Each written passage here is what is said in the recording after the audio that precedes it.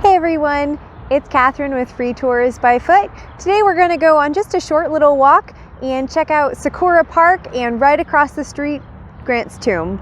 Let's get started. So we are actually starting today in Sakura Park, just a little tiny park, little pinch over 2 acres, and we are actually right across the street from Grant's tomb. So we'll be heading across the street in just a minute. I just wanted to take you on a quick walk through Sakura Park first before we head over there. So this little tiny park was originally land that was owned by John D. Rockefeller Jr. The city of New York bought it from him. It was really just meant to be a place for an extension of Riverside Park, which is where Grant's tomb is across the street. Ultimately, though, it ended up having a little bit different fate, a little bit different journey. In 1912, the Japanese citizens of New York City decided to donate cherry trees to New York City for this spot. You can actually see some of them right here. It's cherry blossom season in New York. Very short season, but absolutely one of the prettiest times of year. So I'll just give you a nice little look at these beautiful cherry blossoms. Not all of them are blooming quite yet, but we do have them starting in Sakura Park here. So this little park was actually originally called Claremont Park. Claremont is the next block over. It was renamed after 1912 because of these beautiful cherry trees that we were gifted. Sakura means cherry blossom in Japanese. So that's why we have this little tiny park over here, Sakura Park. And I just thought because it was cherry blossom season, it was definitely worth a quick walk through before we headed over to Grant's tomb. Pardon the helicopter overhead, I'm sure you can hear it, but we won't let it spoil our walk. I'm actually going to walk you around to the back side of Grant's tomb, and then we'll walk all the way around to the front. I want to do that not just so you can see both sides, but I think a little easier to get an idea of the scale of Grant's tomb if you kind of see how long it takes to walk around it. So even though everybody you'll ever hear will refer to this as Grant's tomb, the official name is the General Grant National Memorial. I can tell you I have heard 0 people ever actually call it that. So Grant's tomb will be just fine. Everybody will know what you are talking about. And so the plan for this, what led to the creation of this structure across the street, really began in 1885. And that was when former President Ulysses S. Grant, General Grant, passed away of throat cancer. He actually died in Wilton, New York, which is upstate from here. Pretty immediately after, the mayor of New York City reached out to his widow, Julia Grant, and offered a place in New York for General Grant's tomb. And Julia immediately accepted with the blessings of the rest of the Grant family. Here you go. Here is the back side of Grant's tomb. And we are in Riverside Park here. So just so you have a little sense of what our setting is, what's surrounding this area. We'll start making our way around. So Julia accepted the offer of a spot, and that started the beginning of what ended up being a pretty long conflict over where Grant should actually be buried. There were a lot of factors to consider. Of course, a lot of people said Washington, D.C. was the appropriate place for Grant to be buried. Some people, especially because of Grant's background, West Point graduate, general of the Union Army during the American Civil War, a lot of people felt a military cemetery, maybe West Point, his alma mater, would be the most appropriate. The problem was Grant himself actually only had one request for his burial. His one and only request was that he wanted to be buried next to his wife, Julia, and he had expressed a preference to be buried in New York.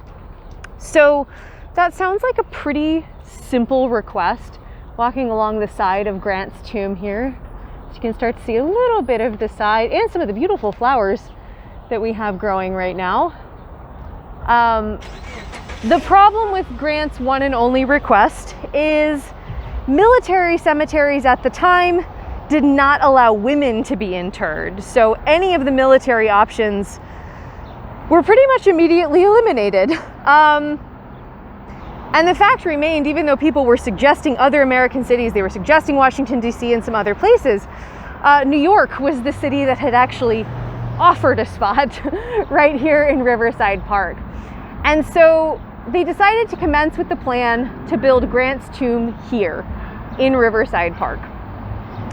Julia Grant herself actually released a list of reasons why they were choosing New York. She said, 1, her husband had expressed a preference for New York.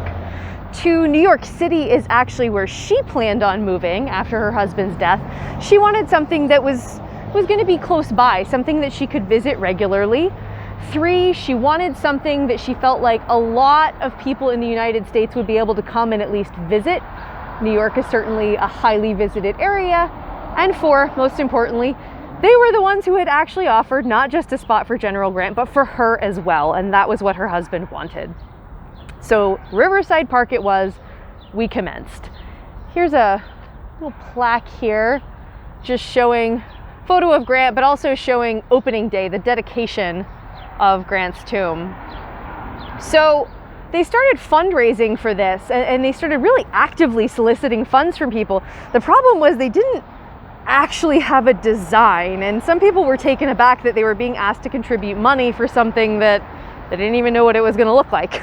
So they actually had a design competition so that they could figure out maybe who some potential architects were, what this thing was going to look like. The ultimate design was done by John Hemingway Duncan. I always want to say Hemingway like the writer, but it's Hemingway. And here we are from the front, so you can see a little bit better. So the criteria was pretty simple in his mind. He said he wanted something with a distinctly military look, something that definitely looked like a monument. There's no way you can confuse it for a home or another structure. This is actually partially modeled on the mausoleum at Halicarnassus, one of the wonders of the ancient world. You can see, if you're familiar with drawings of that structure, you can definitely see a little bit of the resemblance here. Obviously, some differences, especially in the carvings. If you can't read what it says, above it, it says, "Let us have peace." We have the 2 eagles standing guard out front here, one on either side. Unfortunately, this is currently, as of time of filming, which is April 2021, not yet open to the public to go inside, but we are allowed on the grounds and can take a look. I'm going to actually start making my way away from it so that I'll be able to give you a look at it from a bit further back so you can maybe get the full picture. So the inside of this is very simple, actually, and that's modeled on yet another thing, and that's Napoleon's tomb, the sarcophagi inside where General Grant and his wife are entombed, are modeled on Napoleon's tomb. So a lot of grandeur in this site. So once they did finally have a design, fundraising continued and continued. But actually, even 6 years after Grant had died, people were still debating, should this really be in New York? Even though they had a design, they were fundraising, they were planning. People were still, actually, somebody introduced legislation in Congress for Grant's tomb to be in Washington, D.C. That didn't end up going through. They did actually break ground on this site just in the early 1890s. And it was finished and dedicated 1897, but that's 12 years after Grant passed away. When his wife died, she was interred next to him. They had a very grand opening ceremony, and then this was visited by many people over the years. It got a little run down. It was fortunately taken over by the National Park Service in the 1950s. Now it's very well cared for. But there is an old joke, actually. Groucho Marx used to do this on a quiz show.